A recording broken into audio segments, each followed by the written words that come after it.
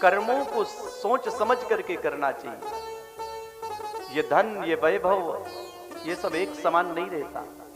ये युवावस्था एक समान नहीं रहती। आज जवान है, कल बुढ़ापा आएगा। आज धनवान है, कल ये धन नहीं आएगा। क्योंकि ये युवा अवस्था, सुंदरता 40 वर्ष 45 वर्ष तक, इसके बाद सुंदरता गायब, युवावस्था गायब। धन वैभव 50-60 वर्ष तक, 60 वर्ष के बाद आप कितने करोड़पति, कोई पूछने वाला नहीं। सुख सुविधाएं 60 वर्ष तक, इसके बाद तो बेटे भी घर से निकाल देते हैं और कहते हैं कि न काम का न काज का, दुश्मन अनाज का। किसी काम के नहीं रहे तो घर के भी किसी काम के नहीं। और भगवान अवतार क्यों लेते हैं? कहते हैं कि भगवान अवतार केवल राक्षसों को मारने के लिए नहीं लेते। मृत्यो वधायै न केवलम विभो। भगवान अवतार भक्तों की रक्षा के लिए लेते हैं। विप्रधेनु सुर संतहित लीन मनुज अवतार।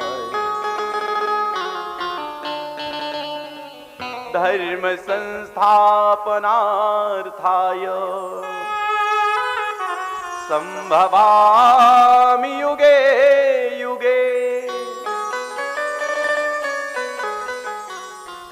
यदा यदा हि धर्मस्य ग्लानिर्भवति भारत अभ्युत्थानम् अधर्मस्य तदात्मानं सृजाम्यहम्। संतों की रक्षा के लिए, ब्राह्मणों की रक्षा के लिए, कन्याओं की रक्षा के लिए, गो पालन के लिए, गाय की रक्षा के लिए भगवान अवतार लेते हैं। और अवतार लेते हैं तो सोचते हैं कि चलो लगे हाथ इन राक्षसों का भी कल्याण करते चले।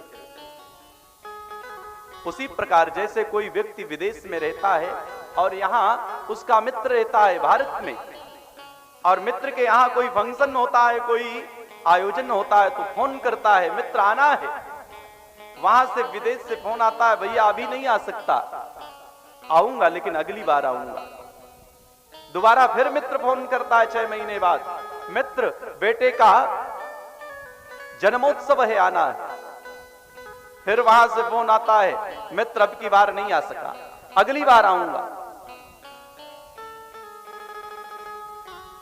बेटी की सगाई तय हो गई, मित्र आना है, बेटी की सगाई है, वहां से फोन आता है, मित्र व्यस्तता ज्यादा है, नहीं आ सकता। अब तो बेटी के विवाह की तारीख पक्की हो गई, फोन करता है विदेश वाले मित्र को, यदि अब की बार नहीं आए तो हमारा तुम्हारा संबंध समाप्त, जब देखो तब अगली बार अगली बार अगली बार, ये आखिरी पत्र है, यदि अब की बार नहीं आए तो हमारा तुम्हारा संबंध समाप्त।